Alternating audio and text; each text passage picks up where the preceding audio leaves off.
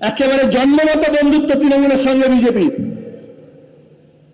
গুজরাটে যখন গণহত্যা হলো তখন মমতা ব্যানার্জি ফুল পাঠালেন, আর তারপরে গিয়ে এনডিএতে যোগ দিলেন। আজকে যে এসআইআর দেখছেন, ভোটার লিস্ট দেখছেন, কেন এত গন্ডগোল? ভোটার লিস্টের আগে হয়েছিল।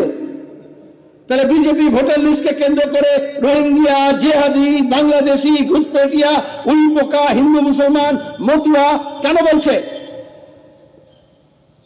কারণ আমাদের দেশে ভোটাধিকার ছিল জনগণের ওপরে, জনপ্রতিনিধিত্বমূলক আইন, পিপলস রিপ্রেজেন্টেশন। আমরা বলি জনপ্রতিনিধি, এমএলএ এমপি কে, আমরা কি নাগরিক প্রতিনিধি বলি? তাহলে নাগরিকতা আলাদা আর জনতা আলাদা।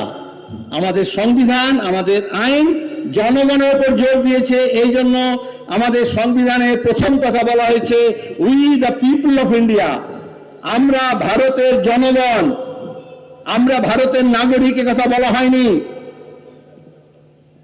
তাহলে আজকে দাঁড়িয়ে ভোটার লিস্টের সঙ্গে নাগরিকতার প্রশ্ন, সিএ পেছন দিক দিয়ে এনআরসি করার চেষ্টা কেন হচ্ছে? বলছে 2002 ভোটার লিস্টে কার নাম ছিল সেই সব বার করুন, বলছে না? তাহলে আমি বলবো শুধু 2002 ভোটার লিস্টটা না ডাউনলোড করবেন না, 2002 কি রাজ্যের কি অবস্থা ছিল সেটা ডাউনলোড করুন, তাহলে বুঝতে পারবেন।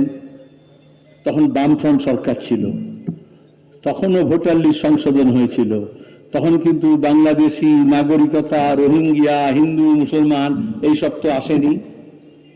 তাহলে মমতা ব্যানার্জি খাল কেটে কুমির আনলেন, বললেন লাল ঝান্ডাকে তাড়ানোর জন্য বিজেপিকে নিয়ে আসতে হবে, জোট করতে হবে। এখানে অনেকে জানেন না, অল্প বেশি আরো জানেন না,